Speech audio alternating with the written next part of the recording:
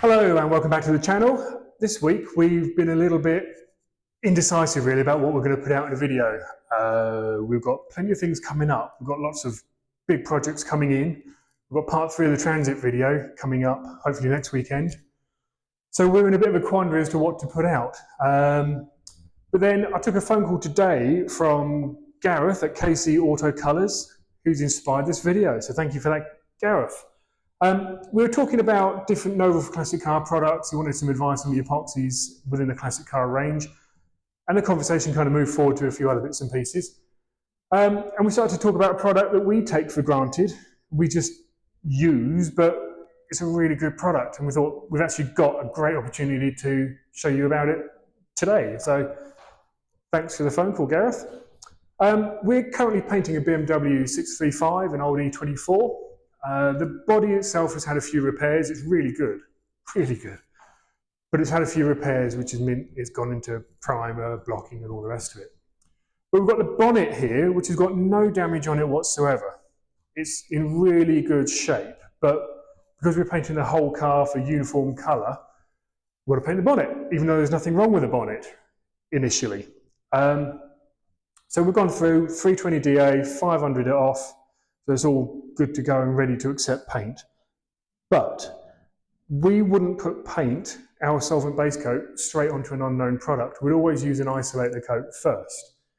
And if you look at this, this panel, the way it's all prepped up now, you'll be able to see quite clearly that 2/3 of it are clearly red, and this section of it is kind of pink.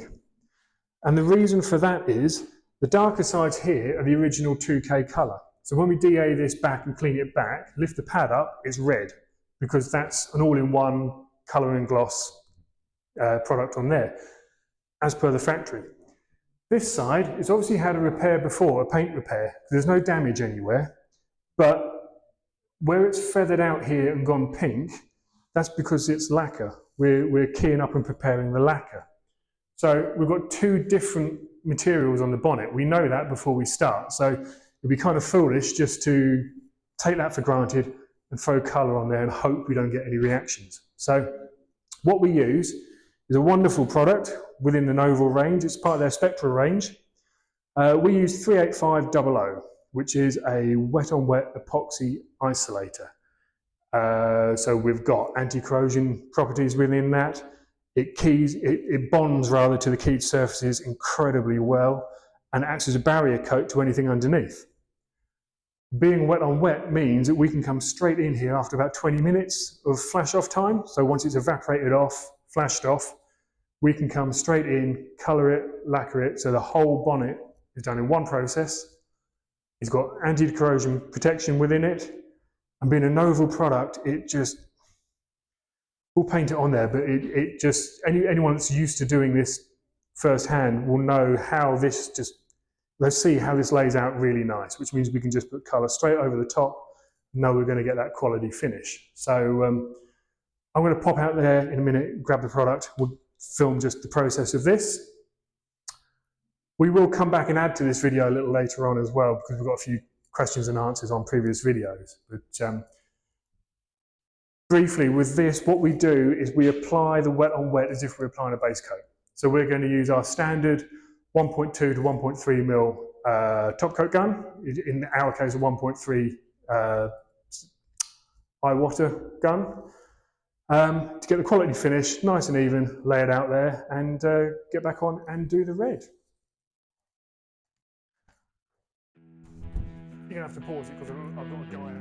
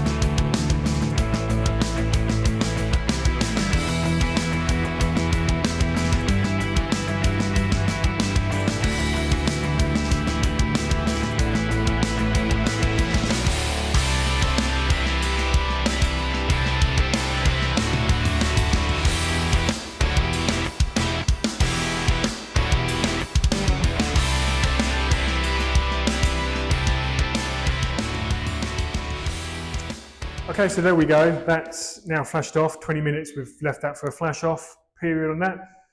It's a 20-minute flash off, so you can't apply anything prior to 20 minutes minimum, but it does have a 12-hour open window, which means up to 12 hours after application, you can go straight onto this with your colour, or if you're going this way, primers and so on and so forth. Anything over 12 hours, you've got to key it up, scotch it up, it's got the deer. But right now, we're good to go, lay down some colour. Quick apology to iWater. I know what we use. Of course we use the iWater WBX 400. Had a delivery driver turn up pulling faces in the door, which completely threw me.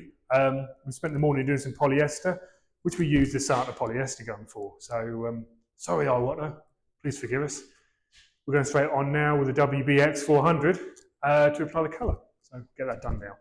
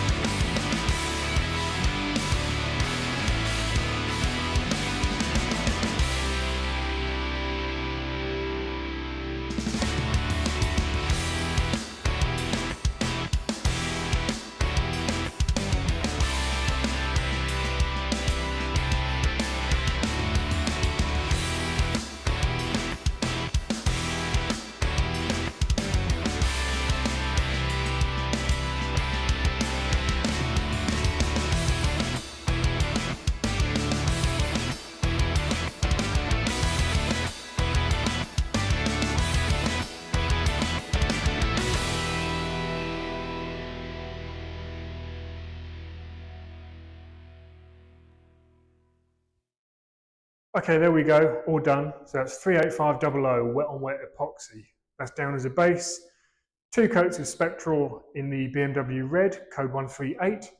And then 2 coats of 52500 clear coat with a slow hardener. We always use slow in everything that we do. It just allows it to flow out better. But that's all done in one sitting in the afternoon. As you can see, the finish is really nice on that. A couple of little bits to nib out, but that's all good to go. So stick with us. We're going to do some questions and answers coming up next.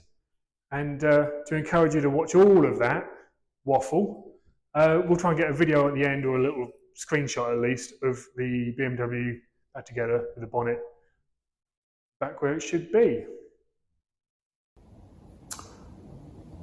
Okay then, so some questions and hopefully some answers. We'll start off with one that comes up quite a bit, which is sounds in two respects. The music that we play on our channel over things, we agree, it's not the best, not my type of music, not Luke's type of music, but we're kind of restricted on easy access, royalty-free music. We are not doing this professionally. We are painters and we do car body work. We're not a TV production firm. So we use what we can get hold of quickly and easily. And the same really with the voice mics. We've had some comments on we need better mics. We don't disagree with either comments, but again, this is cobbled together. What we do professionally is professional. What we do here is cobbled together. We shoot this on iPhone. We use these cheap little microphones. They serve a purpose. They're not the best quality. Fully appreciate that.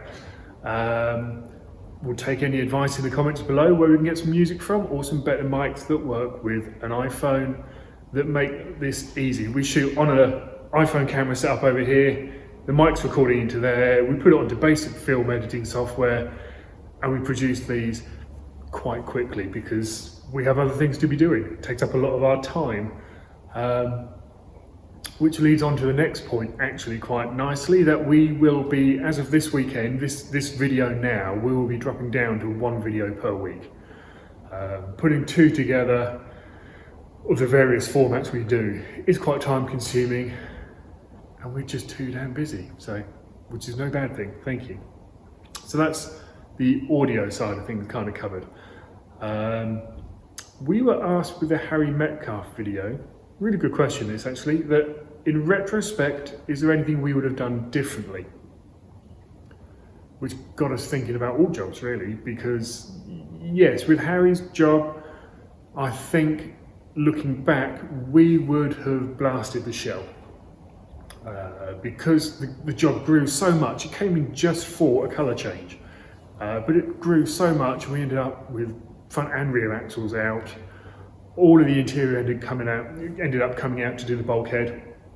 So there's very little left in the car, and it wouldn't have taken a great deal to get the rest of it stripped down onto the rotisserie and blast the underside and everywhere else. So retrospectively, that's what we would have done. But I think every single job that you do, you look at it and think, oh, I could have done that little. There's always going to be something. I mean, if there's not, then you're kind of just cruising and you're just on autopilot. You've got to be super critical of your own work, we think. And there's always bits that you look back at and think, oh, that could have been a little bit better. I think that's healthy. Spectral not being a premium brand. Well, I guess that's a matter of opinion. We disagree. We think Novol is very much a premium brand, and Spectral is part of that Novol brand. We've been using it for 4 or 5 years. It's awesome stuff. We love it. And within the same comment was all good colour matches should be blended, which to a point I think that's also a matter of opinion, because perfect world you would blend in, perfect world you paint the whole car. But in a repair you would blend, but it depends on the job in hand, customer requirements, and what the job kind of warrants. The TVR was minor damage to the back quarter panel. Now those of you that know TVRs, certainly of a certain vintage, certainly the modern ones as well, the doors, they taper into the front wings. So it's very hard to paint a door with the door on. So blending into that door would have left us with issues with dry edges at the front where you can't really get into it. The whole car is potentially going to be painted, but the accident damage needed doing here and now. So we wanted to get that colour as bang on as we could to get the edge to edge. So we did create ourselves a little bit more work, but again, that was part of the job. We factored that in and got the job pretty bang on. We're happy with it, customer's happy with it, the colour match is really, really good. So yes, you could argue they should be blended, but I don't think should really applies. You've got to take each job as an individual and go from there with it. The BBC Dalek, that caused a little bit of controversy. It's not a genuine BBC Dalek. Well, like the previous question and answer, really, it depends on how you look at it, because did it feature, was it made by the BBC and featuring a load of episodes? No. Was it made under BBC instruction for a half-hour televised BBC production and now live at the BBC Riverside studios? Yes. So I think that's a genuine BBC Dalek. It's not been created in someone's bedroom and paraded around a village fete. It's been made under instruction by the BBC for production of an episode and then paraded around a village fete. So it's as BBC as you can get, really, I think. But we'll see what comes up in the comments about that. The paint stripping video, that went down really well, thankfully. I think people took on board what we were saying in that. It really is our opinion only. It's quite nice to read, actually, that many people share that opinion based on their own experiences. So that was really good. But equally, a couple of comments that sandblasting, media blasting, whatever you want to call it, can cause damage. And it can. And I think we did sort of highlight that in the video, that you need to go on recommendation. Look into what the firm are offering you, because you can cause quite a lot of damage with sandblasting. So it needs to be someone that knows what they're doing. If you don't know what you're doing, you can cause a lot of damage no matter what it is you're doing. So it's not just a blanket blasting is a safe way to go, because it isn't, but we find it's the best way to go when you've got a company that know what they're doing. Another gentleman put forward potentially heat. You could heat gun paint off. You can, but again, that can cause a lot of damage, and sometimes you need a lot of heat to move some paint, and that will cause distortion in the panel. We do use heat guns on occasions when we find, say, a door skin has got loads and loads of filler in it.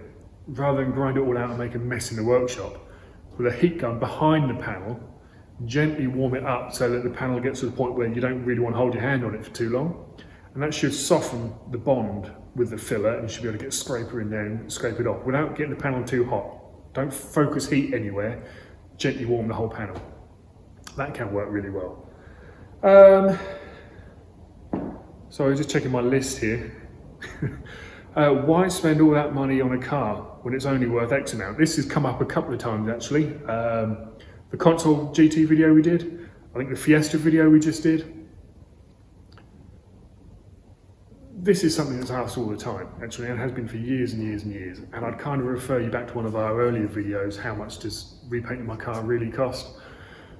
The value of the car is predominantly irrelevant. It's what you want. So its end value doesn't really matter. If you're looking to make profit, then no, don't do it, because you won't make profit.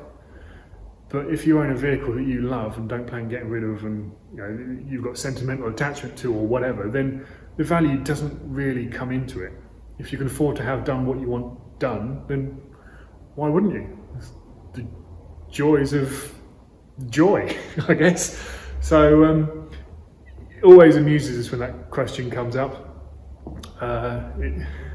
It's other people's choices. So who are we to argue, and who are you to argue?